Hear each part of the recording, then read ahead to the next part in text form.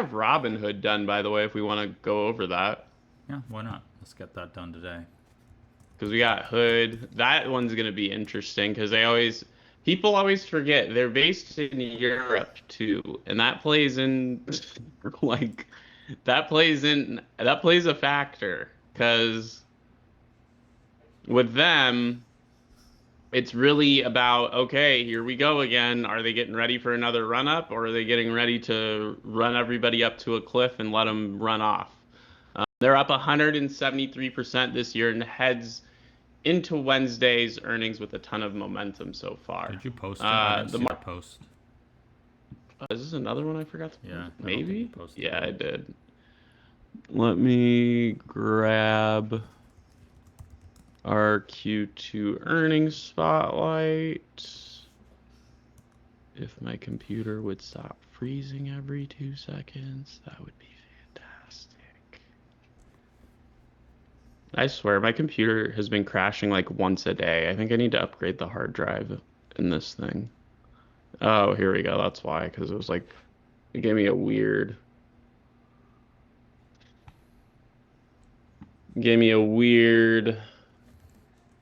format. There we go. All right. So, Robinhood. No, we're not talking about the movie, but we are talking about their earnings date. So, estimated revenues at 915.2 million, up 34.2% year over year. EPS, we are looking at 31 cents, up 47.6% year over year. The sentiment is bullish but stretched. Now, what's moving the market exactly with them? Trading boom. Options, crypto, and equity trading volumes are absolutely exploding. Gold growth, premium subscriptions are surging now at 3.2 million plus members.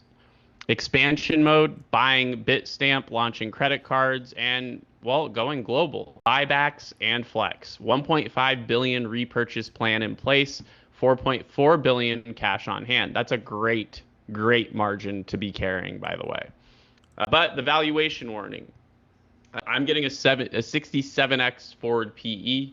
That's rich even for growth lovers. Now, what are analysts watching? Transaction revenue. Options, we're looking at 252 million, 38.6% year over year gain. Crypto, we're looking at a 93.2% year over year gain. Equities, we're looking at a 70.2% year over year gain. And total transaction based, we're looking at a 55% year over year gain. Their interest income is still strong. Net interest income is looking at an 8% year over year gain, and the Fed hasn't cut rates. Robinhood still benefits from holding customer cash. And then the expense watch. Elevated spending from expansion, product launches, and M&A, Bitstamp, WonderFi. Legal bills are stacking 70 million plus in fines/settlements since 2023, and eyes on how much they're spending to chase growth versus tightening their margins. Now, the bigger picture with them is going global. From the UK to Singapore to the EU, Robinhood is betting big on crypto plus wealth tech abroad. WonderFi and Bitstamp give Hood new licenses, products, and users. There's also a fintech arms race that we discussed earlier with SoFi. Hood launched credit cards, a prediction market, 401k services, and more. It's not just a meme stock casino anymore. This is a full stack financial deal, and they're going up against Schwab, IBKR, and legacy banks currently. And then the regulatory risk is real. Florida and Lithuania probes are currently underway. There's a history of fines, 45 million in January, 26 million in March, 7.5 million in 2023, and more scrutiny equals higher compliance costs. Now, what could break the rally here? Profit margins are under pressure from spending sprees. Legal landmines could derail global expansion. The valuation is just super lofty. The competition is also heating up in crypto currently, banking and wealth and management, as we've seen with some of these others. So Robinhood's numbers are expected to be strong, but the stock has already run very hot. If management shows discipline, keeps monthly average users growing, and gives bullish guidance on crypto plus international, the stock could push to all-time highs again.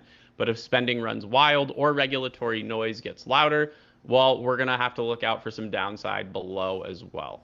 So that's really what's going on with Hood. I like them personally, but I also like my analysis a little more because it seems to touch on a lot of the, I would say, big question marks that they're going to be facing here for this earnings report.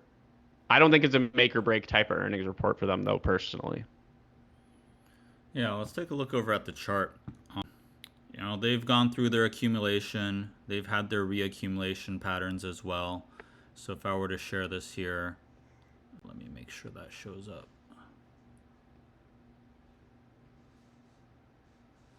They went through reaccumulation.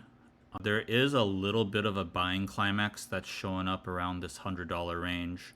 So, it's something that's poised for the future. PE ratio around a 59 is what it says on TradingView right now. But they've got a solid income statement, net margin quarterly at the end of Q4 of 2024, they had a 90% net margin, which is ridiculous. They tend to jump a little bit when meme stock mania comes back. A lot of and crypto too, because they do trade on their platform. They're making some money off of that. So in terms of the stacks side of things, we do see some calls being purchased. We do see some calls being sold. Nothing in terms of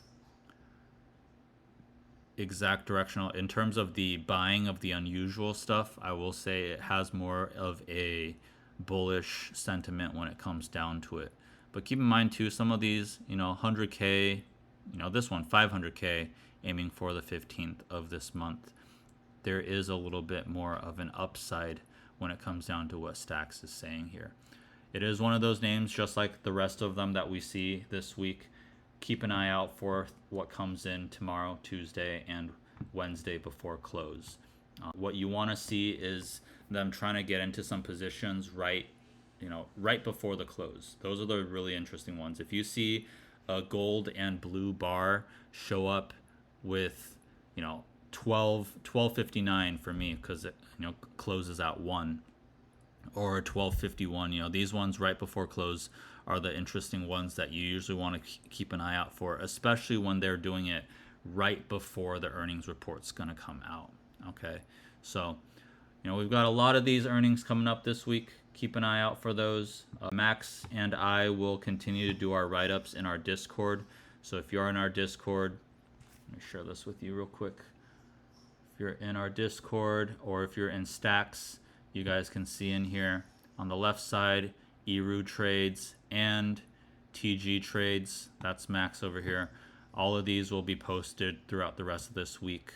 If you're watching us because of Instagram, Twitter, Threads, any of those, feel free. We will be doing additional live streams throughout the rest of this week.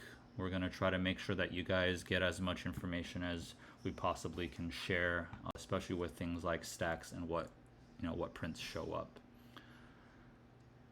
So yeah, we will see you guys. We'll try to aim for noon tomorrow.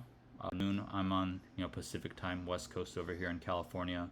So if you guys can join us, we'll make sure that we not only review tomorrow's before open ones, all our predictions that we made, see what played out, what didn't. We'll talk about and view what's coming up after the close as well, and then help us get ready for Wednesday and Thursday prints that are showing up. Man, these live streams are getting long, almost 2 hours each time, but we have so much to go over this week. I really hope that you guys enjoyed this, that you guys are getting something useful out of it. If you guys are still around, please comment for us Stacks or any of those tickers that you guys are thinking about getting in. We'd love to hear. Our goal here, Max and I have always said, we're just going to go on stream. We're going to have a conversation, pull up the data that we can, try to make sure that you guys are aware of what's being said and what's being shown, so that you guys can make more educated decisions upon these positions that are being taken. We will make sure we review everything tomorrow, discuss what we predicted, discuss what actually happened,